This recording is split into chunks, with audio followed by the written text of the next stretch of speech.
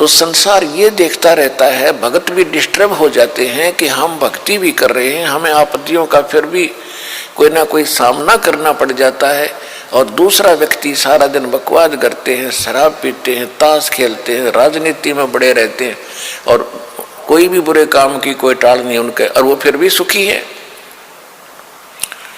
तो इसको देखकर विचलित ना होना, परमात्मा के बताए इस पॉइंटों को, बिंदुओं को ध्यान से सोचना।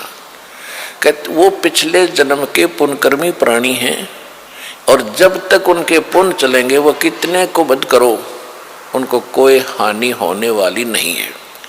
और जब उनके पुण्य समाप्त होंगे फिर पाप कर्मों का दौर शुरू होगा, फिर देखना उनके घर में के कैर टूटेंगे। और आप के ऊपर भक्ति करते करते भी दिक्कत आ रही है, तो अगर भक्ति ना करते तो आपका तो सर्वनाश हो जाना था। विचार कीजिए,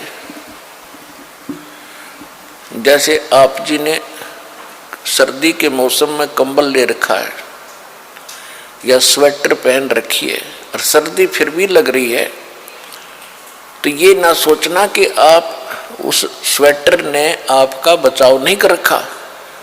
अब जैसे यहाँ भक्त कई कहते हैं जी हमने पाठ भी करवा लिया, जोत भी बोल दी, चौथी हाजरी भी लग गई, अभी तक हमें कोई विशेष लाभ नहीं हो पा रहा।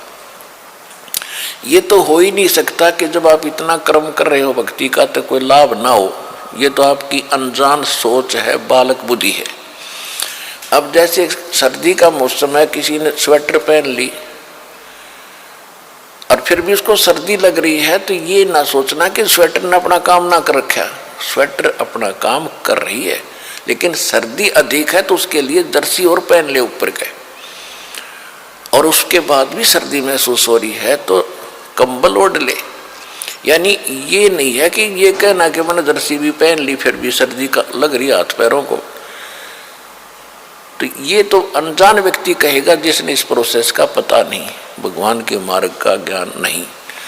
तो जो आप पुण्य कर रहे हो और विधिवत कर रहे हो, पूरी विधि यहाँ पर प्राप्त है।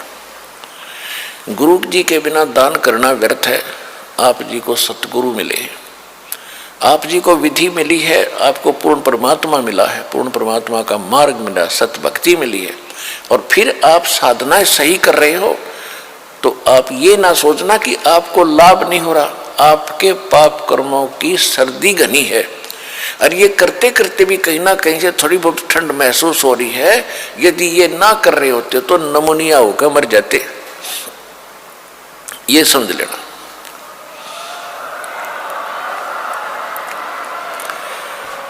तो इस तरह आप जी ने अपने इस भक्ति सफर को डिस्टर्ब नहीं होने देना। जो मार्ग बता दिया इस पर चलते रहना, घर पहुंच जाओगे, सारे सुख होंगे, यानी अपने सतलोक चले जाओगे और यहाँ भी राहत बहुत मिलेगी।